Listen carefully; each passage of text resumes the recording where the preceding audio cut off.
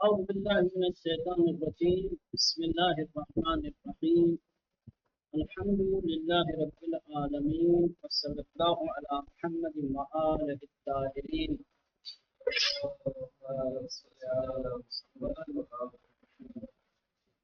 كما أخرجك ربك من بيتك بالحق وإن فريقا من المؤمنين لكارهون يجادلونك في الحق بعدما تبين كأنما يساقون إلى الموت وهم ينظرون.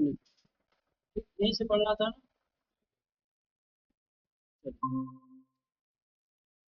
اب ارشاد پروردگار ہو رہا ہے سورہ مبارک انفال کی آیت نمبر 5. کما اخرجک، جس طریقے سے آپ کو نکالا ربک، تمہارے پروردگار نے، من بیتک، آپ کے گھر سے، بالحق، حق کے ساتھ. اور بات چل رہی تھی مولانا چنگی کو لے کر کے آپسی اختلافات کی کہ جنگی غنائم کو کس طریقے سے تقسیم کیا جائے. ٹھیک، تو اس کے بعد یہ ارشاد ہو رہا ہے کہ ہمانند آنس کی خداوند تورا اسخانت کے حق بیرون فرشتہ، کہ جس طریقے سے تمہارے پروردگار نے تمہارے گھر سے حق کے ساتھ تمہیں باہر، یعنی میدان بدر کی طرف بھیجا. در حالی کی جمعی اس مومنان کراہت داشتن و ان فریقا من المؤمنین، اور بے شک مومنین کا ایک گروہ، مومنین میں سے کچھ لوگ، لکارہون، اس سے کراہت رکھتے تھے، کچھ لوگوں کو ناگوار تھا، ناپسند تھا.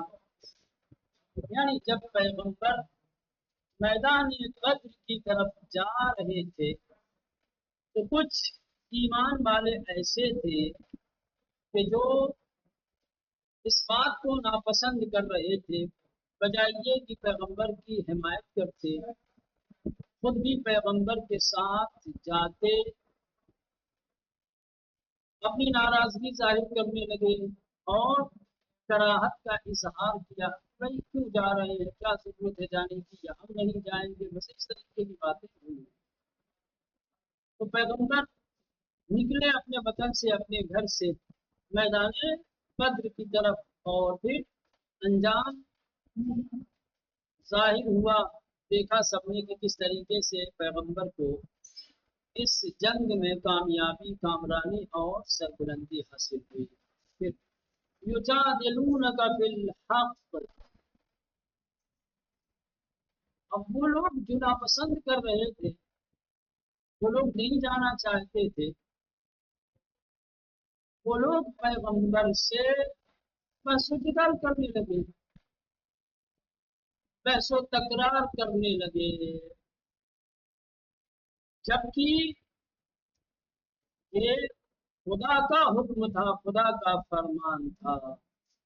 لیکن آنہا بائن کی میدانستان، وہ لوگ تھے جو لوگ یہ ناپسند کر رہے تھے، باوجود کہ یہ بات جانتے تھے کہ ان فرمان خدا، یہ خدا کا حکم ہے، پاس باتوں مجادلے میں کردن، یہ جاننے کے باوجود کہ یہ حکم الہی ہے، تو پیغمبر کے ساتھ مجادلہ، بحث و تکرار کرنے لگے. بعدما تبین کأنما یساقون الی الموت، ڈر اور خوف ان کے دلوں میں اس طریقے سے بیٹھا ہوا تھا، ڈر اور خوف کی وجہ سے گویا جیسے یہ موت کی طرف ہکائے جا رہے ہوں، بھگائے جا رہے ہیں. کأنما، ایسے کہ جیسے یساقون، انہیں بھگایا جا رہا ہو، ہکایا جا رہا ہو موت کی جانب. وهم ينظرون، اندھا بچشم خود بھی نگرن، اور جیسے وہ اپنی موت دیکھ رہے ہیں.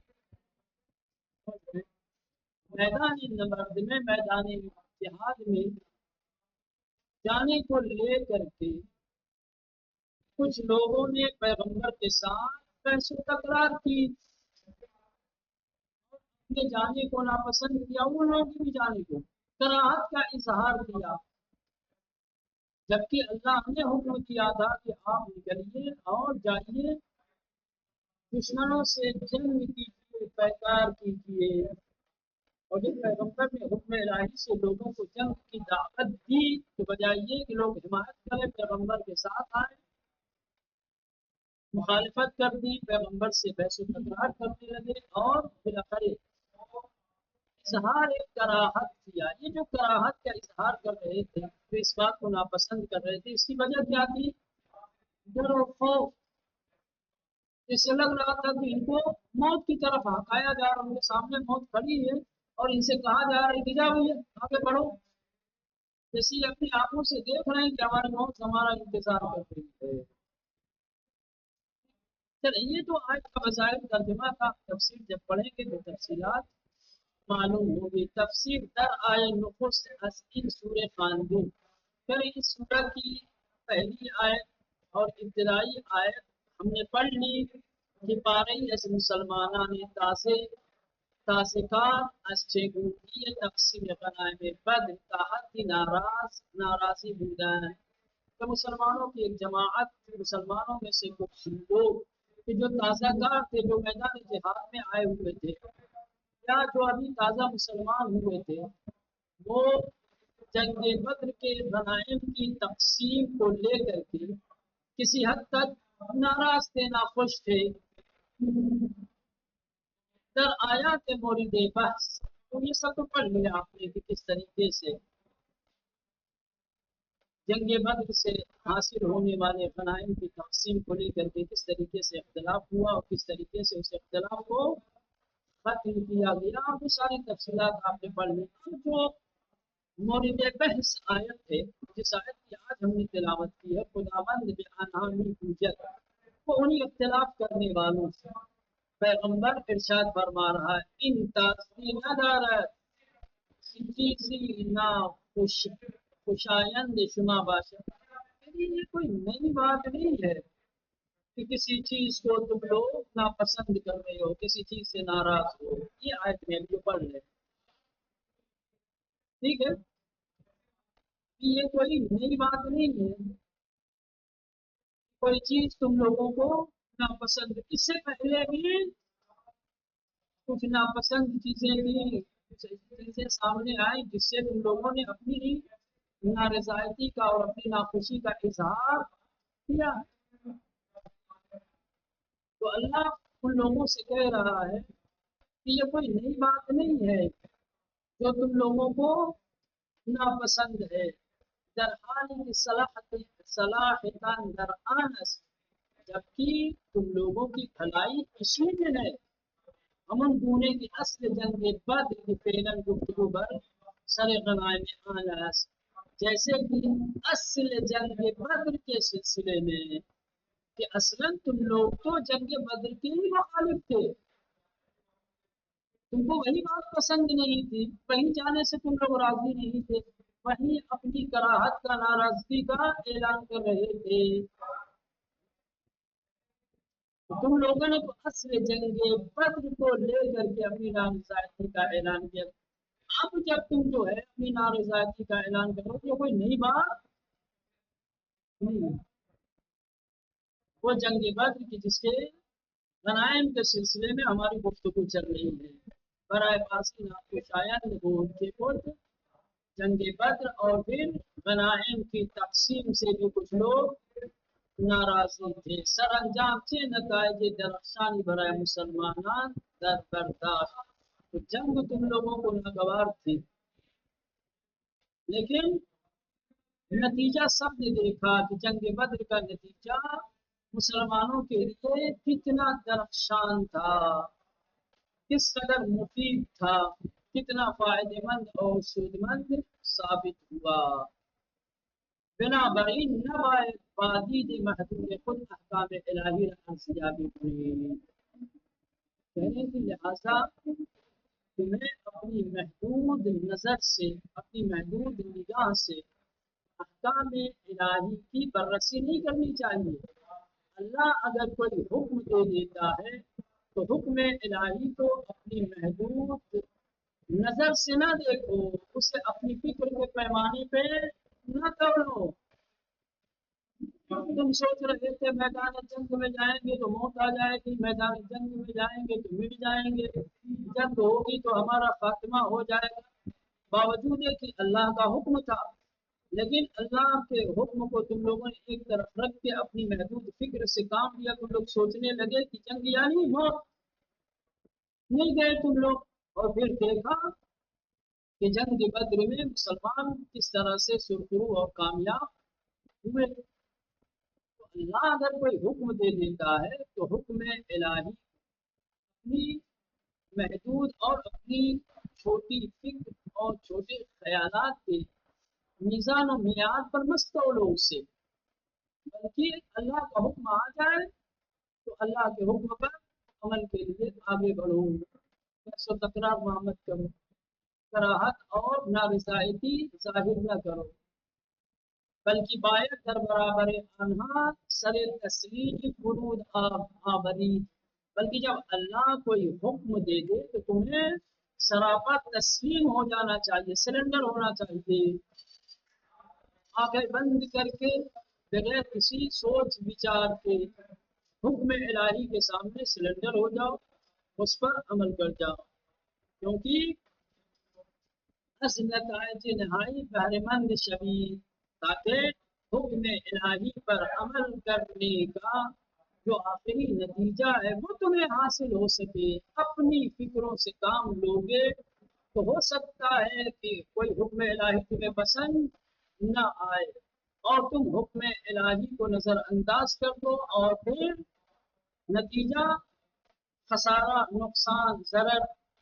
لیکن اگر حکم الہی کے سامنے تم سرنڈر ہو گئے، اگرچہ بظاہر تمہیں بات نہیں سمجھ میں آ رہی ہے، اگرچہ تمہارے عقل کے پیمانے پر تمہاری محدود سوچ اور فکر کی وجہ سے حکم الہی تمہارے لیے سخت لگ رہا ہے، مشکل لگ رہا ہے، پھر بھی تم سرنڈر ہو جاؤ، حکم الہی پر عمل کرو، تو حکم الہی پر عمل کرنے کا بہترین نتیجہ جو ہوگا وہ تمہیں دستیاب ہوگا۔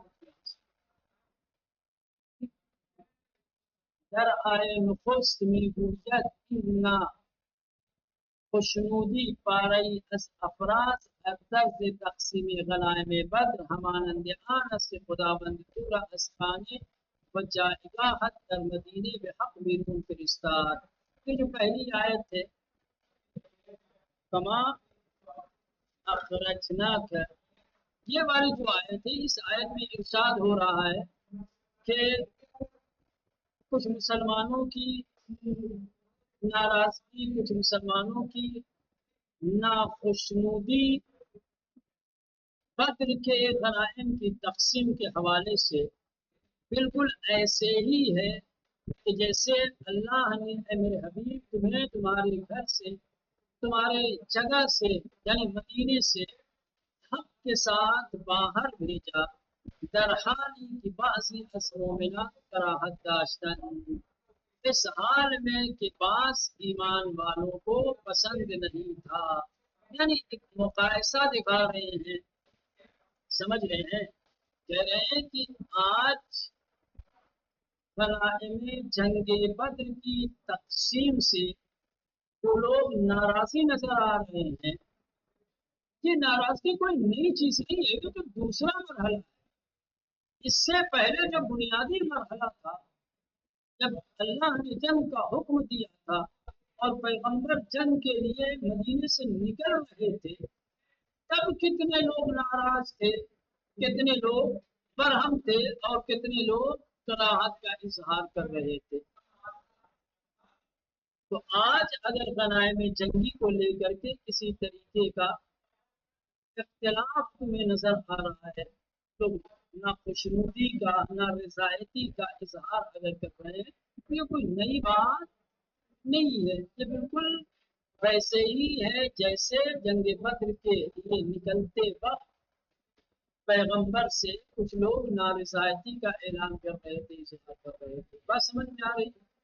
یعنی مسلمانوں کی دو مقامات پر، دو جگہوں پر کراہت اور نارضایتی دیکھی گئی۔ یہ دوسرا مرحلہ ہے جنگ بدر کے غنائم۔ جب اللہ کے رسول جنگ بدر کی غنیمت تقسیم کر رہے تھے تو اس وقت کچھ لوگ برہم تھے، ناراضی تھے کہ بھئی یہ کیسے تقسیم کر رہے ہیں، کہ کیوں فلاں کو اتنا مل رہا ہے، کیوں فلاں کو ملے گا، ہمیں کیوں نہیں مل رہا ہے، ہمیں حصے دار کیوں نہیں مل رہا، وہ ساری تفصیلات جو پڑھی آپ نے ابتدائی آیت میں۔ تو یہ پہلا مرحلہ نہیں ہے، غنائم جنگی پہ اختلاف یہ دوسرا مرحلہ ہے۔ پہلا مرحلہ جہاں پر مسلمانوں نے، ایمان والوں نے اختلاف کیا اور اپنی کراہت اور نارضائیتی کا اظہار کیا، یہ تو اس وقت ہے جب اللہ نے جنگ بدر کرنے کا حکم دیا تھا، جب پیغمبر جنگ کے لیے مدینہ چھوڑ رہے تھے۔ چونکہ بحث چل رہی ہے غنائم جنگی کی تقسیم کے اوپر، اور جنگ بدر سے حاصل ہونے والی غنیمت اور اس کی تقسیم کے حوالے سے مسلمانوں کے درمیان جو اختلاف ہے، جو ان کی کراہت اور نارضائیتی کی گفتگو چل رہی آیات میں، اللہ یاد دلا رہا اپنے حبیب کو کہ یہ تو آج اختلاف کر رہے ہیں غنائم جنگی کی تقسیم کے اوپر، یہ ویسے ہی ہے جیسے جنگ کے لیے نکلتے وقت اپنی کراہت کا اظہار کر رہے تھے، اپنی ناخوشنودی دکھا رہے تھے، بالکل ویسے ہی۔ کما اخرجک ربک من بیتک، جس طریقے سے تمہارے پروردگار نے تمہیں تمہارے گھر سے نکالا، بالحق، نکالا تو معنی یہ بھیجا، حکم دیا نکلنے کا۔ فإن فريقا من المؤمنین، جبکہ ایمان والوں کا ایک جٹ، ایمان والوں کا ایک گروہ، لکارہون، پیغمبر کے اس مدینے سے نکلنے سے ناراضی تھے۔ جب پیغمبر مدینے سے نکل رہے تھے تب بھی مسلمانوں کی ایک جماعت ناراضی تھی، اور آج جب غنیمت غنائم جنگی تقسیم ہو رہی ہے تو آج بھی مسلمانوں کی ایک جماعت ناراضی ہے۔ بات سمجھ میں آ رہی مولانا؟ چلے تو کلمہ بالحق اشارے بین است ان فرمان خروج طبق یک وحی الہی و دستور آسمانی صورت گرفت کہ نتیجہ حصول بحق برائے جامع اسلامی بود۔ اور آیہ کریمہ میں یہ جو کلمہ بالحق آیا ہے، کما اخرجک ربک من بیتک بالحق، یہ کلمہ حق اس بات کی طرف اشارہ ہے کہ پیغمبر کا خروج، پیغمبر کا مدینے سے نکلنا وحی الہی اور آسمانی حکم کی وجہ سے تھا۔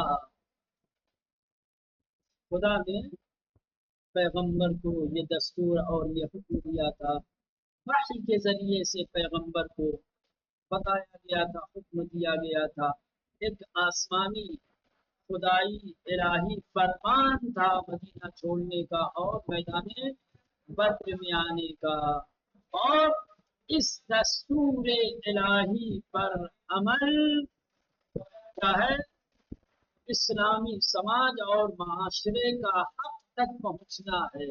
مگر حق تک وہی پہنچتا ہے جو حق کی پیروی کرتا ہے، حق تک رسائی اسی کی ہوتی ہے جو حق کی بات مانتا ہے، جو حق کے اصول پہ، حق کے دستور پہ عمل کرتا ہے۔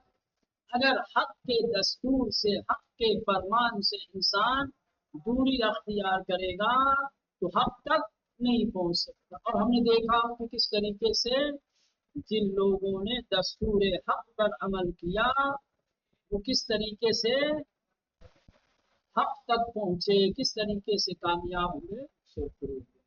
تو یہ کلمہ الحق جو آیہ کریمہ میں آیا ہے وہ اس بات کی طرف اشارہ کرنے کے لیے آیا ہے کہ پیغمبر کا خروج، پیغمبر کا مدینے سے نکل کر میدان بدر کی طرف آنا، یہ ایک وحی الہی کے مطابق تھا، آسمانی حکم اور دستور کے مطابق تھا، نتیجہ حصول بحق، کہ جس کا نتیجہ حق تک رسائی برائے جامع اسلامی سماج کے لیے تھا، کہ جن لوگوں نے دستور الہی پر عمل کیا وہ حق تک پہنچے، اور جن لوگوں نے اس دستور الہی سے سرپیچی کی وہ وصول حق سے محروم رہ گئے۔ ٹھیک مولانا، چلے یہاں تک رہنے پہ بقیہ جو انشاءاللہ